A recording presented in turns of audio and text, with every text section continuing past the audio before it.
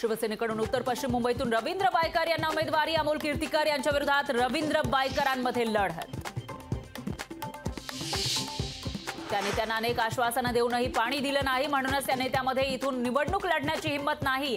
माळशिरसच्या सभेतून मोदींचा शरद पवारांवर हल्लाबोल।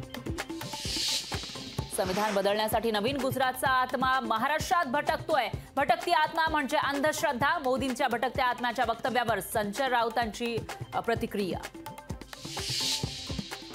भटकती आत्मा कोण हे पुढच्या सभेत मोदींना विचारणार। कुठला उद्देश ठेवून ही टीका केली ते मोदींना विचारणार। अजित पवारांची मोदींच्या वक्तव्यावर प्रतिक्रिया। बहिणींच्या घरी धाड टाकली तेव्हा खूप वाईट वाटलं। 22 ठिकाणी धाड टाकल्या पण काहीच मिळालं नाही। ईडी कार्यवाहीवरून अजित पवारांची नाराजी। नाशिकच्या भुजबळ फार्मवर हालचाली वाढल्या। भाजपचे पदाधिकारी भुजबळांच्या भेटीला। भुजबळ प्रचारापासून दूर असल्यानं भेटीला महत्त्व। नाशिकबाबत वरिष्ठ पातळीवर सहमती झाली होती, पण भुजबळांच्या वक्तव्यामुळे थोडी चलबिचल झाली। नाशिक लोकसभेबाबत अजित पवारांचं स्पष्टीकरण।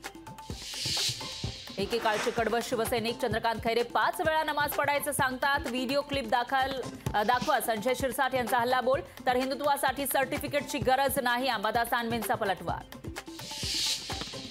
अमित शहा फेक व्हिडिओ प्रकरणामध्ये 2 जण अटकेत। अटक करण्यात आले दोन्ही आरोपी राजकीय पक्षांशी संबंधित असल्याची माहिती।